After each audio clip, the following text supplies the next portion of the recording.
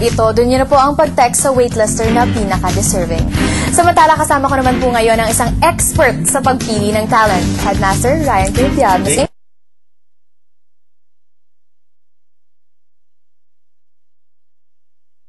Sabing voting is now officially closed at sinabi niya na kung sino ang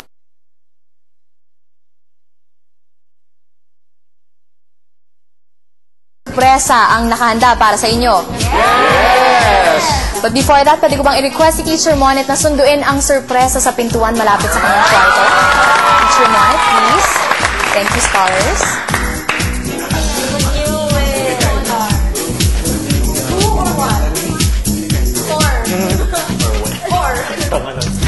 Handa na po ang mga scholars. Pwede na kaya nating malaman ang desisyon ng bayan, Headmaster? Waitlisters Jet at Lambert, sa ilang saglit, ang isa sa inyo ipapasok ng Academy bilang isang scholar, the 16th scholar. Ang isa naman will continue to dream big, pero sa labas ng mga pader ng Academy. Sino kaya ang sino? Ang babanggitin ko ngayon ay ang pangalan ng scholar na nakakuha ng pinakamaraming boto. Siya ang susunduin ni Teacher Monet at makakapiling ng ibang scholars sa gabing ito. Congratulations! You are the 16th scholar. Jet! Hindi ka makakapasok ng Academy, Lambert. Thank you and goodbye. Continue to dream big.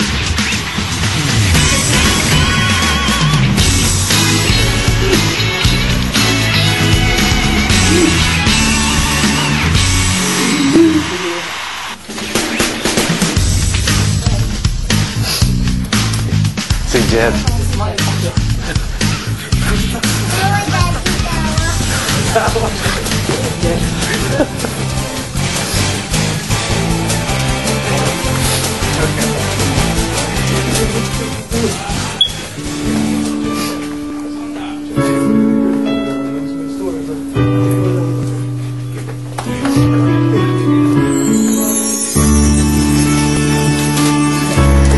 Congratulations, Jet!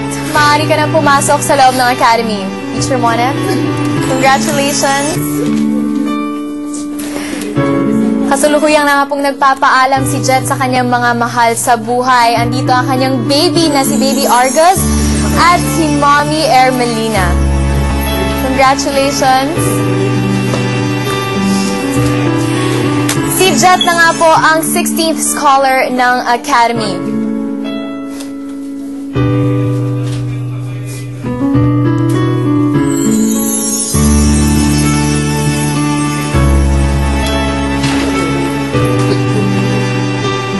Congratulations, Jet! At narito na nga po ang resulta at ang kasagutan kung bakit si Jet ang nakapasok sa Academy. Banig got a percentage of 10.68. Poy got 17.46%. Lambert got 20.16%. And Jet got 51.70%.